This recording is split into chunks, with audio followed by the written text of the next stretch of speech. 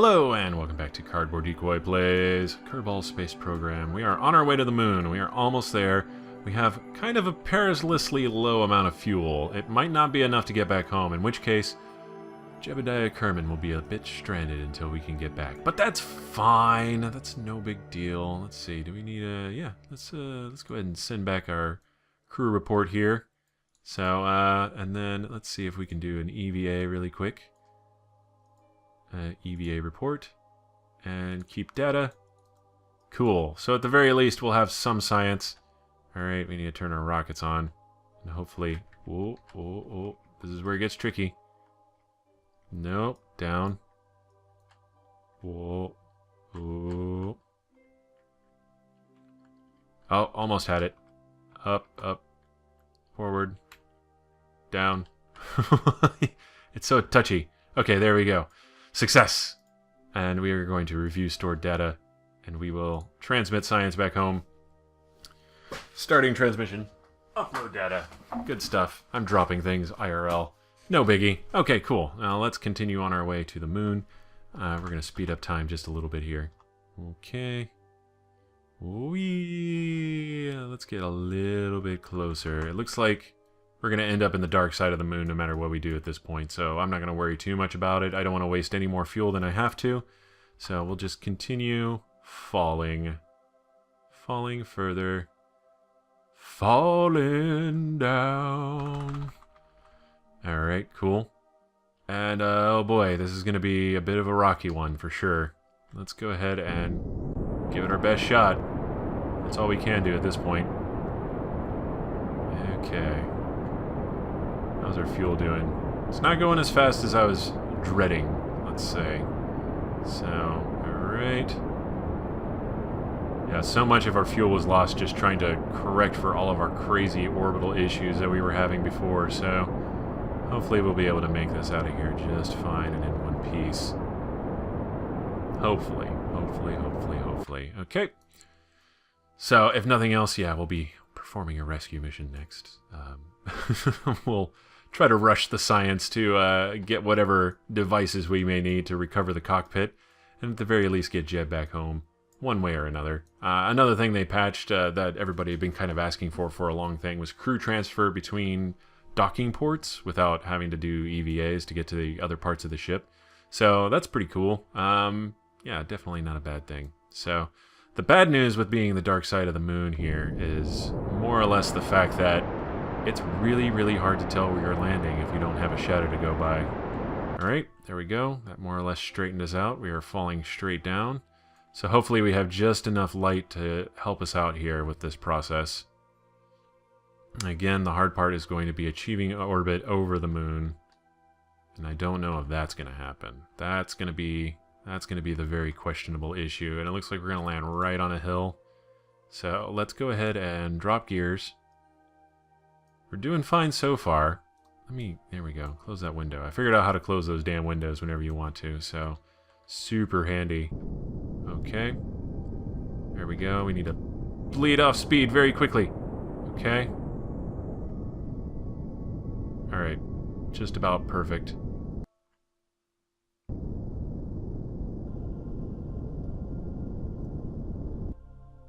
Okay. Yeah, we're still quite a ways from the surface here. That's fine though. We can try to do some fine-tuning and adjustments as we go. Alright, and centered. Oh man, why does that feel like we're coming up real fast? Oh, hey! That's because that's the ground. Okay. I was like, huh, crazy. Why does it seem like the ground is just right there all of a sudden? Let's think about this one for more time than we really should have. Okay. Oh, okay. Stay right. Oh boy. Bouncy times. Okay. And it appears we have landed. Fantastic. That's about as landing as it's going to get, at the very least. Okay. And we're about as righted as we're going to be for the time being as well. Whew, another successful moon landing. Now, a moon escape might be out of the question. I'm looking at this, and it does not look good. I know that much. And we can either attempt to leave, get into orbit, and be fine, or completely die and not be very well off at all. And I'm thinking with the amount of fuel that we have, that's probably going to be the case. Oh boy. Alright, let's go ahead and do a crew report. That's not going to give us anything. Let's EVA. And EVA report from here. Nothing. It looks like we've already been here. What a cruelty indeed. Alright, let's go ahead and just walk off the edge. It works in theory, but I screwed up my orbit because the original launch sequence was just so bad. Okay. So let's go ahead and take a surface sample. It's not going to be worth much. EVA report. Reset experiment. EVA report. Nothing. Okay, so all we get science from is the surface sample. Let's go ahead and head back to our ship. And what we're going to do is we're going to quick save and see if we can at least get into orbit, and then we can turn that into a fun lesson later in recoveries and whatnot. Alright, so what we want to do is rockets. There we go. And up, up, and away. Up, up, and away we go. A little bit higher. Whoa. It is entirely possible to get back by jetpack alone. So if we really, really wanted to, we can do it that way and pull a Scott Manley. But I have no confidence in my abilities as far as that goes. There's the quick saving. Let's see what happens, shall we? Okay. Throttle up. Head eastwardly as quickly as possible, and we're out of fuel. Okay. We're going to end up crashing. So instead, we're just going to do a quick little... Oh. Oh, dang it. Okay. Sorry about that. Technical difficulties. Again, I had talked about this before where basically my quick save and my record buttons were the same, and I changed them and forgot. So I tried to quick save and then ended up turning off my recording. So, yay, fun. But yeah, so we don't have enough fuel to get home. So what we're going to do...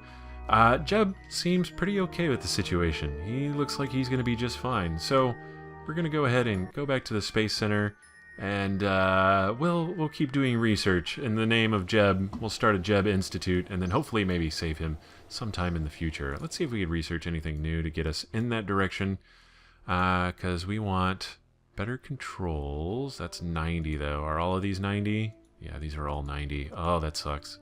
Okay, fine. Okay, so what we want to do, we don't have a way to really store power, so we need to get more research still. And that ship wasn't necessarily bad, it just didn't quite work, let's say. So let's go ahead and load it back up.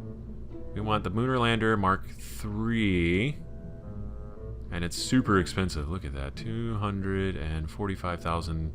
People have started calling them snacks. That's just absolutely adorable in my opinion.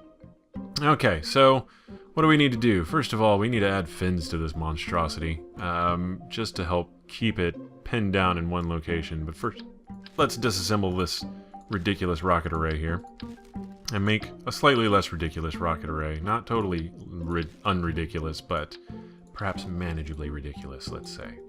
Okay, so we want... There we go. Let's do this number. Is that... Yeah, that's where I want it. Okay. And then, oh, we need to put it on. Here we go.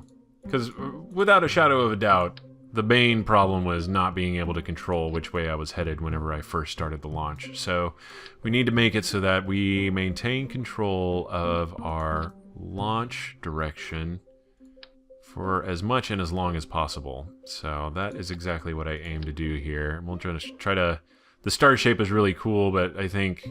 just for bracing purposes and figuring out how we're going to keep everything tacky together, we're going to have to do things like this. Keep it simple. Alright. Alright. There we go. So that's one set.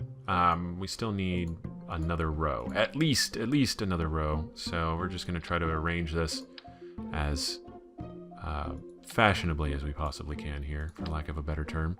So, okay. And I mean, our end goal with this whole process is to have rockets that will...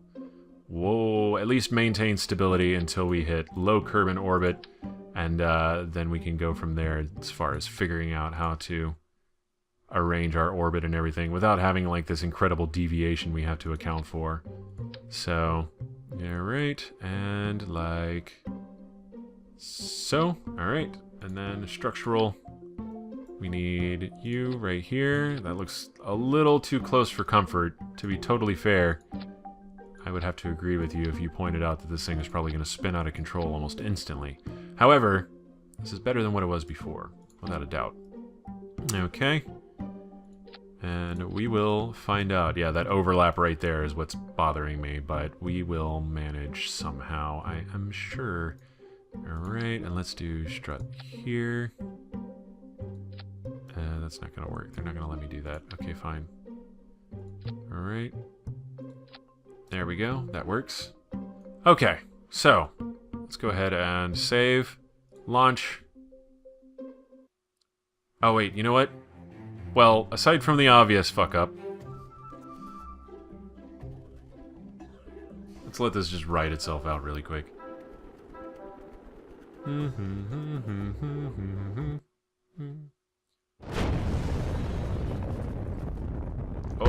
Oh, yeah, that's a good one. I like that. Alright, revert flight to vehicle assembly. Ah, sigh. One of these days I will not forget the launch struts and or fins that are generally pretty necessary. Okay, let's see. Aerodynamic, we want the control fins. Yes. Yes. Oh, yeah. And control fins. Well, let's make sure all of these are firing the way they're supposed to. Let's go ahead and put you here. And you look like you should go here. And then everything else is inside. Okay, good. It's a little confusing, like, as to what's going on with what parts are lighting up there. But basically, whenever you have certain parts that directly relate to or interfere with other parts for whatever reason, they'll also glow like that. So, which is really handy for keeping track of some things, for sure. So, okay. We're going to move you around to up here. Okay, perfect. That's hopefully this works.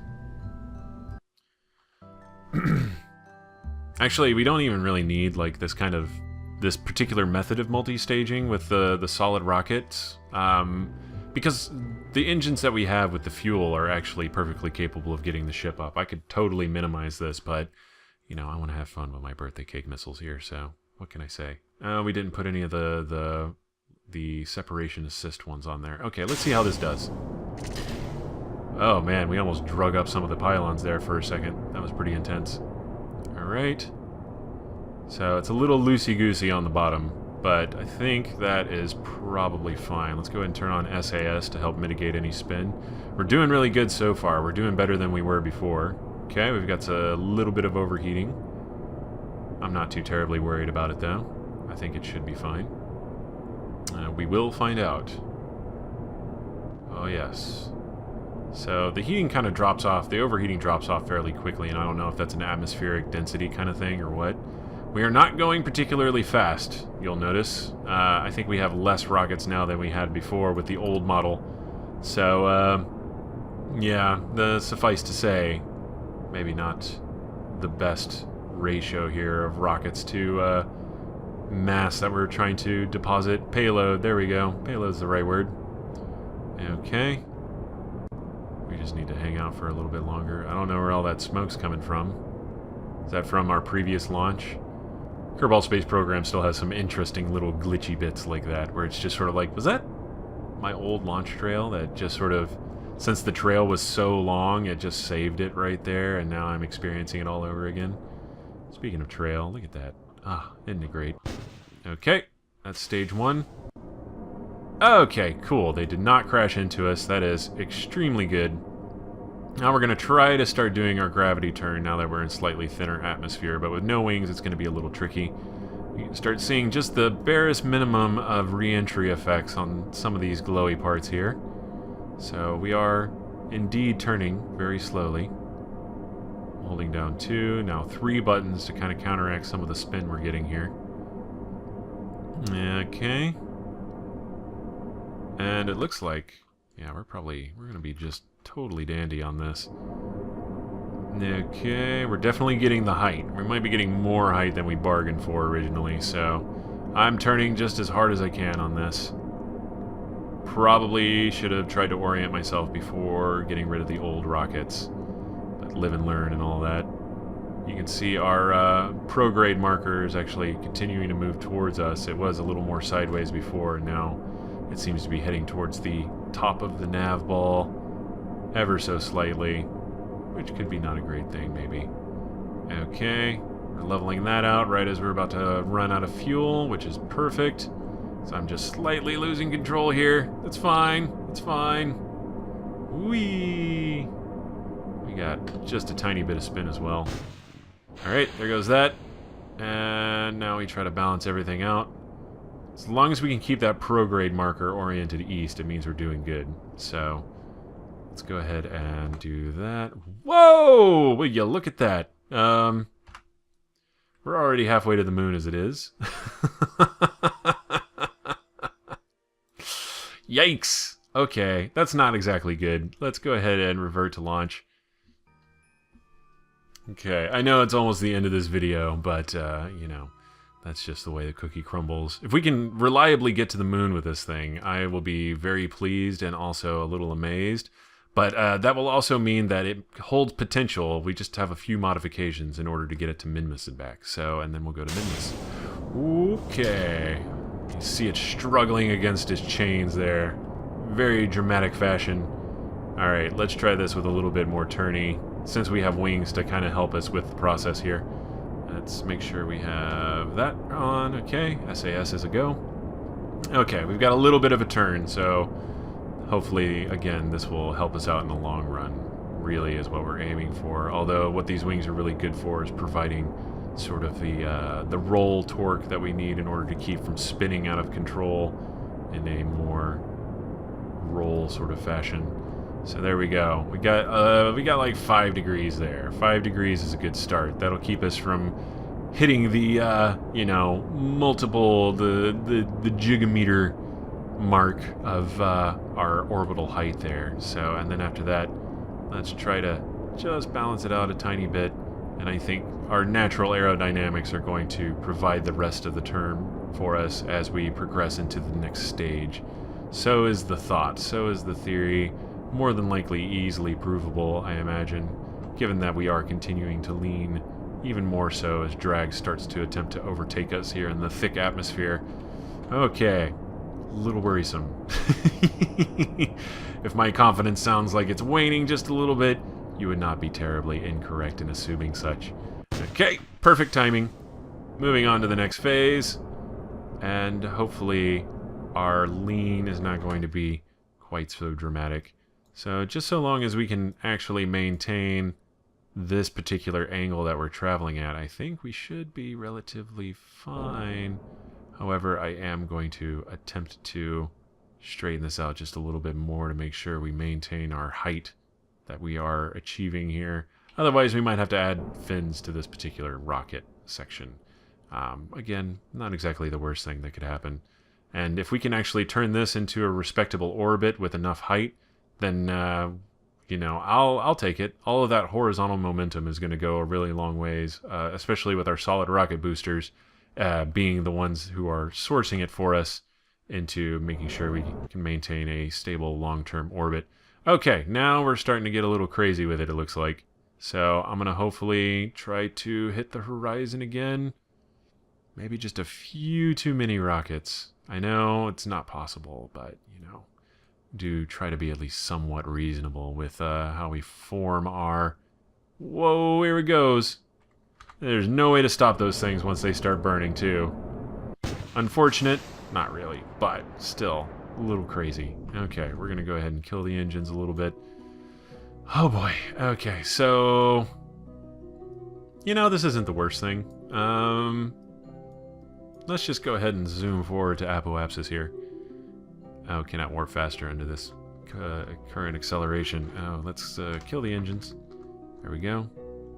Let's just see what it takes to circularize our orbit here at 1.75 million kilometers. Alright, or 1.75 million meters. That would be 1,003 kilometers. All right, cool. Let's just see what happens. Again, trial and error. After this, I'm going to ditch the birthday cake method and try to go for the slightly more minimalist, lots of orange fuel tanks method of flying here. Okay, cool. If that's normal or anti-normal, I don't know which one's which, to be honest. Let's try to point towards... if that's north, that's probably normal. Yeah, if I had to guess. And then, yes, here we go. There's east. And Juliet is the sun. Okay. Ooh. Man, it's so tricky. This is just slightly too unwieldy of a ship for my taste. We really need to get those RCS systems so that this process becomes a little bit easier. RCS is super handy, to say the least. And that's the little puffs of cloud gas that you see on like actual spaceship launches and stuff like that. So, okay, cool. We're close enough to apoapsis that I don't feel guilty about this in the slightest. And we got a ton of fuel. So, let's just see what happens. Let's get crazy. So, alright. And yes. Good stuff. I really don't know what this says for my fuel efficiency trying to pull stuff off like this. So, again, it's all trial and error. I could be doing this great, it could be awful. I mean, I figure, you know, the effect of gravity falls off at the square of the distance. If we were this far away, it's just going to be that much easier to get to the moon. So, you know, Bob's your uncle and all that. Alright, let's see. We'll get a path set up here. Let's set you as the target. And by the time I get there, the moon will be where? You're not helping. There we go. Moon will be way over there. Okay, the only problem is our actual speed around the planet and our ability to calculate exactly how we're going to get to the moon becomes significantly trickier. Granted. Ooh, yeah, we're just going to skip right off the moon orbit there. Estimated burn time, 17 seconds. Okay, what's going on here? Why is there such a crazy deviation whenever I do that? Alright, let's zoom it down a little bit. Alright, I think... yeah, if I'm there... okay, so we're behind the moon. Alright. Okay. Whoa! Easy. Alright, that looks like almost picture perfect, if I do say so myself. Alright, we just want to use the least amount of fuel possible to get an approach there, and that looks like that's going to be just about it. Okay, I'm just trying to even this out a little bit. You see that big dip right there is what worries me, because that's going to give us a crazy tilt whenever we approach. So I'm trying to see if maybe there's a way to equalize that a little bit and then make this a much smoother transition. Okay. Yeah, that's pretty good. Okay, now we've got a tilt in the other direction. Oh, geez. Okay, let's just do like this, and smaller, smaller, smaller still. Burn time is going up. That's not what we want. Okay, there we go. I had it the wrong way. Wow, geez. Come on. Alright, well, we'll figure this out. I'll get over to the moon. No big deal. Bob's your uncle. All that fun stuff. We won't be saving Jebediah just yet, but we're going to attempt to come up with a reliable way to get to the satellites of Kerbin and then be able to go to Minmus. Alright, yeah, that's the only problem with this orbit, is it takes forever. But anyways, this has been Cardboard Decoy playing Kerbal Space Program. Yeah, if you have enjoyed, do please like, comment, and subscribe, and I will see you next time. Have fun.